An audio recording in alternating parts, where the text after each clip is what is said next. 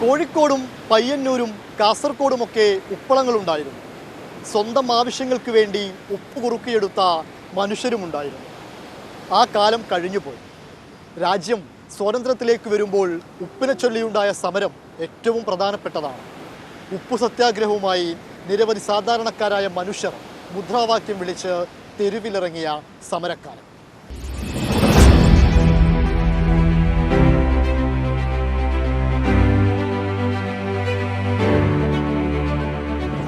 1895 ഉപ്പ് നിയമം ഇന്ത്യയിലെ ഉപ്പ് വ്യവസായം ബ്രിട്ടന്റെ കുത്തകയാക്കി മാറ്റാനായിരുന്നു.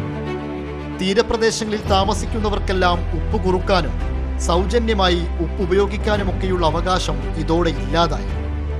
ഉപ്പ് കോളനി വില കൊടുത്ത് വാങ്ങേണ്ടി വന്നപ്പോൾ പ്രശ്നം സാധാരണക്കാരൻ്റെതായി. ഭൂനികുതിക്കെതിരെ സമരം ചെയ്യാമെന്ന അഭിപ്രായം ഉടലെടുത്തിരുന്നു. എന്നാൽ സാധാരണ മനുഷ്യരെ സ്വാതന്ത്ര്യ സമരത്തിലേക്ക് നയിക്കാൻ ഉപ്പ് നികുതിക്കെതിരെ സമരം ചെയ്യാമെന്നതിൽ തീർപ്പെത്തി. 1930 മാർച്ച് 12 മഹാത്മാഗാന്ധിയുടെ നേതൃത്വത്തിൽ ദണ്ഡിക്കടപ്പുറത്തേക്ക് സമരയാത്ര പുറപ്പെട്ടു.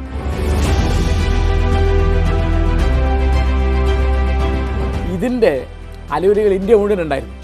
അതിൽ പ്രധാനമായിട്ടും കേരളത്തിലുണ്ടായത് ഒന്ന് കോഴിക്കോട് കടപ്പുറത്താണ്.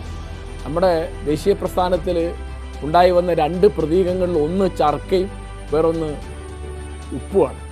അത് ഗാന്ധി ഇങ്ങനെ ദണ്ഡി കടപ്പുറത്ത് ഉപ്പ് വാരുമ്പോൾ അദ്ദേഹം പറയുന്നൊരു വാക്യമുണ്ട്, ബ്രിട്ടീഷ് സർക്കാരിൻ്റെ അടിവേര് നമ്മളെ ഇളക്കുകയാണെന്ന് പറഞ്ഞു. സമരം കൊടുമ്പിരി കൊണ്ട കാലത്തും പലരും പല സ്ഥലങ്ങളിലും ഉപ്പ് കുറുക്കിയിരുന്നു.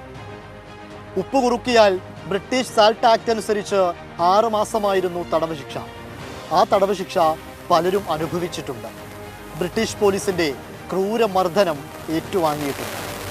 1930 മെയ് 12 കോഴിക്കോട്ടെ സത്യാഗ്രഹം.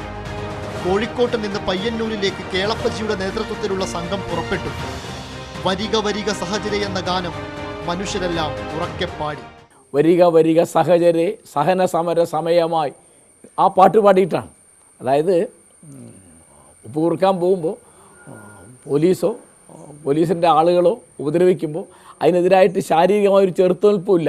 അഹിംസാനിഷ്ഠമായ സഹന സമരമാണ് അന്ന് നടത്തിയത്. അത് വിജയിച്ചു. അന്യായമായ ഉപ്പ് ഗവൺമെൻറ് എടുത്തു കളയേണ്ടി വന്നു. അടുപ്പുണ്ടാക്കി ഉപ്പുവെള്ളം ചൂടാക്കി തുടങ്ങിയപ്പോഴേക്കും ബൂട്ടിട്ട വെള്ളക്കാരെത്തി. കോഴിക്കോട്ട് സത്യാഗ്രഹം നടത്തിയവരെ ക്രൂരമായി മർദ്ദിച്ചു. നമ്മുടെ ദേശീയ പ്രസ്ഥാനത്തിനൊരു പ്രധാന കാര്യം എന്ന് വെച്ചാൽ ബ്രിട്ടീഷുകാർ പോയാൽ മാത്രം പോരാ, നമുക്ക് മതമൈത്രി വേണം, നമുക്ക് സ്വാശ്രയത്വം വേണം, പിന്നെ നമുക്ക് സാമൂഹ്യ നവോത്ഥാനം വേണം. അപ്പോൾ അയിത്തത്തിനെതിരായിട്ട് ഉള്ള സമരം ബ്രിട്ടീഷുകാർക്കെതിരായ സമരം പോലെ പ്രധാനപ്പെട്ടതാണ്. ആ കൂട്ടത്തിലുള്ള ഒരു കാര്യമാണ് അന്യായമായ നികുതിക്കെതിരായിട്ടുള്ള, അതായത് ഗവൺമെൻറ്റിൻ്റെ ചൂഷണത്തിനെതിരായ സമരം നടന്നത്. ഉപ്പു സമരം എന്നാൽ മനുഷ്യരുടെ കഞ്ഞിയിലും സ്വാതന്ത്ര്യം വേണമെന്ന് വിളിച്ചു പറഞ്ഞു. പ്രിയപ്പെട്ട മനുഷ്യരെ, ജീവിക്കുന്ന കാലത്തോളം നികുതിയിൽ ജീവിക്കണമെന്നതും യാഥാർത്ഥ്യമാണ്. സ്വാതന്ത്ര്യമുള്ള രാജ്യത്ത് അനീതിക്കെതിരെയുള്ള അഹിംസാ സമരമാവട്ടെ തുടർന്നുമുള്ള കരുത്ത്. 5 രൂപയ്ക്കും 10 രൂപയ്ക്കുമൊക്കെ ഉപ്പ് കിട്ടിയിരുന്ന കാലവും കഴിഞ്ഞുപോയി. ഉപ്പിൽ പോലും വിദേശി കയറിക്കൂടി. സംസ്ഥാന നികുതിയും കേന്ദ്ര നികുതിയും ഒക്കെ ചേർത്ത് 5% ഉപ്പിന് നികുതിയും നൽകണം. അതായത് 20 രൂപ മുതൽ 30 രൂപ വരെ ഉപ്പിനും മുടക്കണം. ഇംതിയാസ് കരീം, മാതൃഭൂമി ന്യൂസ്, കോഴിക്കോട്.